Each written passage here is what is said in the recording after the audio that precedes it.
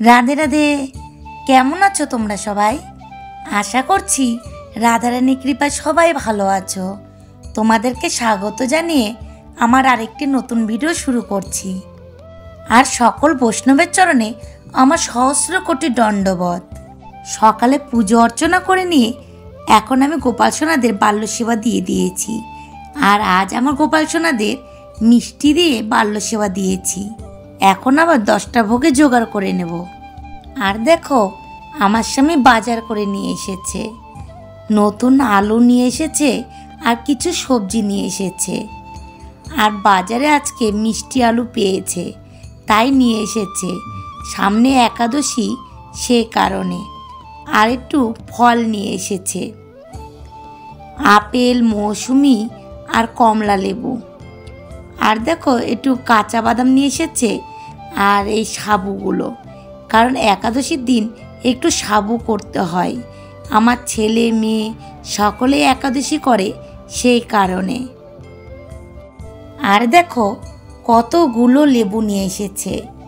আর লেবু আমাদের খুব বেশি লাগে, কারণ আমি প্রতিদিন লেবু দিয়েই ছানা তৈরি করি আমার গোপাল সোনাদের জন্য। একটা ছানা তৈরি করা পাউডার পাওয়া যায়, কিন্তু সেই পাউডার দিয়ে যদি ছানা করা হয় একদমই ভালো লাগে না। সেই কারণে আমার গোপাল সোনাদের এই লেবু দিয়েই ছানা তৈরি করে দিই। আর আজকে দেখো, আমার গোপাল সোনাদের 10টা ভোগের জন্য একটু লুচি করব আর একটু ঘুগনি করব। তাই মটর ভিজিয়ে রেখেছিলাম, তা প্রেসার কুকারে একটু সিদ্ধ করে নিয়েছি। আর লুচির জন্য আটাটাও মেখে রেখেছি। আর আমার স্বামী আজ বাজার থেকে একটু কাঁচা কাঁঠালও নিয়ে এসেছিল, তোমাদেরকে সেটা দেখানো হয়নি। সে কাঁচা কাঁঠাল দিয়ে আজ আমি ছোলার ডাল করব। এদিকে ঘুগনিটা বসিয়ে দিয়ে আমি নিচের উনুনে আবার এই ছোলার ডালটা বসিয়ে দেব। প্রথমেই জানাই, যারা যারা আমায় কমেন্ট করেছো তাদেরকে অসংখ্য ধন্যবাদ। আর এভাবেই তোমরা সবাই আমার পাশে থেকো। আর সকলের প্রতি রইল আমার অনেক অনেক ভালোবাসা। আর পূর্ণিমা পাল আইডি থেকে এক বোন আমায় বলেছ, তোমার 6 মাস হলো তুমি ভক্তি জীবনে এসেছো আর তুমি নিরামিষ আহার করো। আর বলেছ তুমি এই ভক্তি জীবনে একাই এসেছো। তোমার এ কথা শুনে আমার খুব ভালো লেগেছে যে তুমি নিরামিষ আহার করো আর তুমি ভক্তি জীবনে এসেছো। তুমি একদম সঠিক করেছো, কারণ আমাদের মানব জীবনের উদ্দেশ্যই গোবিন্দের সেবা করা। এই পৃথিবীতে আমরা এসেছি একমাত্র গোবিন্দ সেবা করার জন্যই। আমাদের জীবনে একটাই লক্ষ্য, বেশি করে হরিনাম করো আর বেশি বেশি করে গোবিন্দের সেবা কাজ করো। আর আমার রাধা দামোদরের কাছে প্রার্থনা করি, তুমি যেন গোবিন্দের সেবা কাজে অনেক অগ্রসর হতে পারো। তুমি ভালো থেকো আর এইভাবে আমার পাশে থেকো। আর সুপর্ণা সরকার আইডি থেকে আমাকে তুমি বলেছ যে তোমার নাম সুপর্ণা। আমি খুব খুশি হয়েছি যে তুমি আমার কথা রেখেছো। আমি তোমাকে বলেছিলাম তোমার নাম কি তা আমাকে জানাতে। তুমি যে আমার কথাটা রেখেছো তার জন্য তোমাকে অনেক ধন্যবাদ। আর সুপর্ণা, তুমি অনেক ভালো থেকো আর বেশি করে গোবিন্দ ভজন করো, হরিনাম করো। আর রিমা মদক আইডি থেকে এক বোন আমায় বলেছ, আমার নিতাই গৌর কত ইঞ্চি লম্বা। আর আমি নিতাই গৌরকে কোথা থেকে নিয়ে এসেছি। আমার নিতাই গৌরকে আনা আমার প্রায় 18 বছরের মতন হয়ে গেল। সে কারণে আমার অতটা মনে নেই, তবে আইডিয়া করে বলছি আমার নিতাই গৌর 1.5 ফুটের মতন হবে। আর আমার যত বিগ্রহ সকলকে আমি নবদ্বীপ থেকে নিয়ে এসেছি। আর বোন, তোমাকে অনেক ধন্যবাদ আমার ভিডিওগুলো দেখার জন্য আর আমাকে কমেন্ট করার জন্য।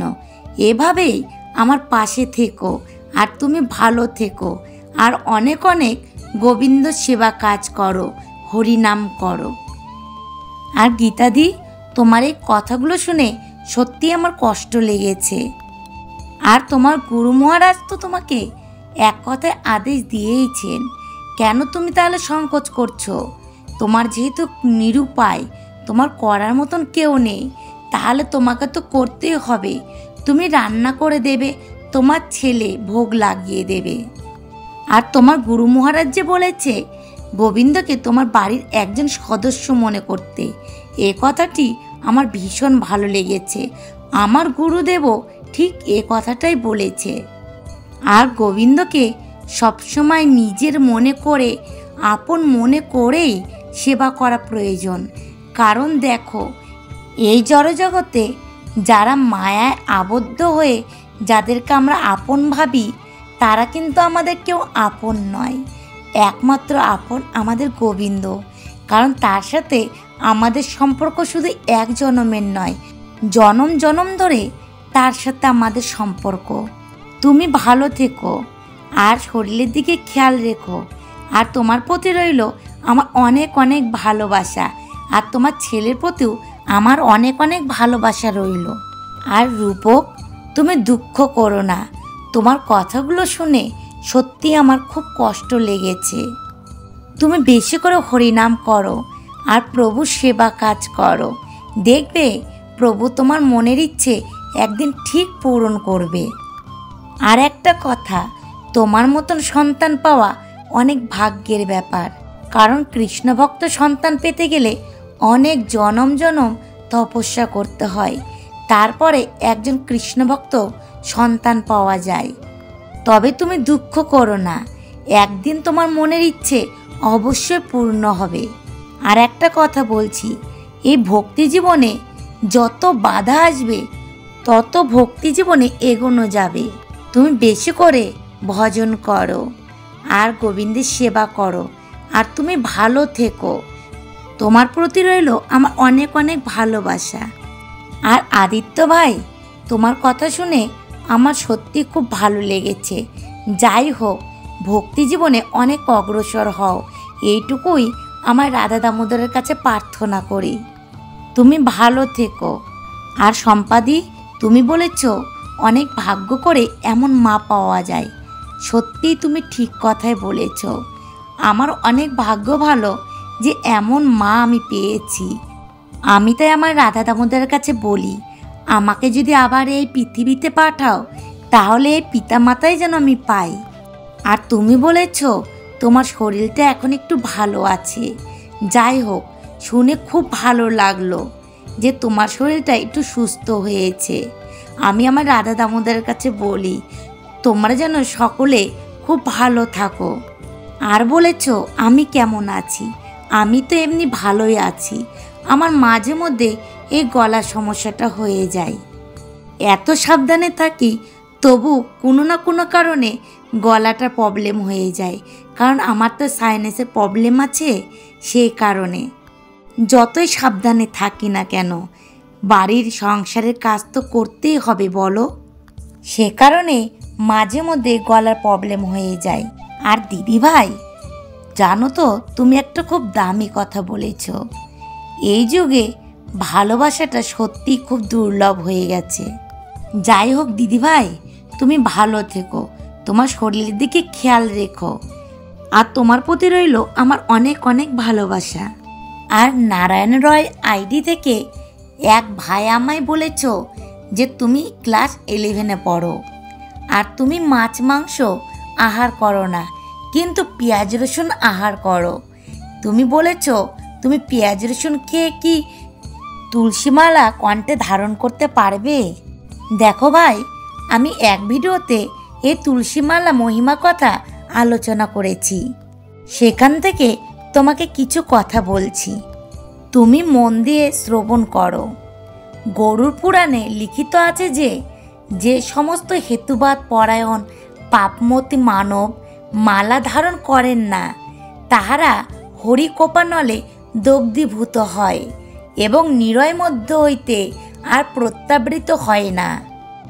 অর্থাৎ এখানে বলা হয়েছে যারা এই তুলসীমালা কণ্ঠে ধারণ করেন না তারাও গোবিন্দের কৃপানলে দগ্ধীভূত হয়।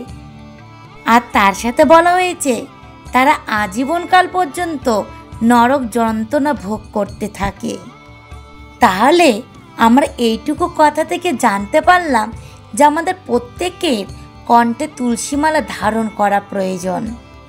কারণ এই তুলসীমালার এত মহিমা আর এত শক্তি যা কখনো বলে বর্ণনা করে শেষ করা যাবে না। অনেকেই বলে আমরা মিথ্যা কথা বলি, তাহলে কি আমরা এই তুলসীমালা ধারণ করতে পারবো? আবার অনেকে বলে আমি আমিষ আহার করি, আমি কি তুলসীমালা কণ্ঠে ধারণ করতে পারবো? কারণ তুলসীমালা ধারণ করলে তাহলে আমার পাপ হবে। কিন্তু আমরা একবারও ভেবে দেখি না আমিষ খেলে কিংবা মিথ্যা কথা বললে আমাদের অপরাধ হবে, পাপ হবে। কিন্তু তার জন্য আমরা ভয় করছি না, আমরা ভয় করছি যে আমিষ খেয়ে তুলসীমালা পড়লে কিংবা মিথ্যা কথা বলে তুলসীমালা পড়লে তাহলে আমাদের পাপ হবে। তাহলে দুই কারণেই যদি আমার অপরাধ হয়ে থাকে, তাহলে আমার মতে তুলসী কাষ্ঠের মালা কণ্ঠে ধারণ করাই উচিত। আমি যদি আমিষ আহার করে এই তুলসী কাঠের মালা ধারণ করি, তাহলে দেখা যাবে একদিনে তুলসী মালার প্রভাবে আমি সেই পথ থেকে সরে এসেছি। তখন আমার মন বলবে যে আমি তুলসী কাঠের মালা কণ্ঠে ধারণ করে আমিষ আহার করব কিংবা আমি মিথ্যা কথা বলবো, তখন এই তুলসী কাঠের মালায় আমাকে বাধা দেবে। এখন ভাই তোমার উপর সিদ্ধান্ত, তুমি কি করবে।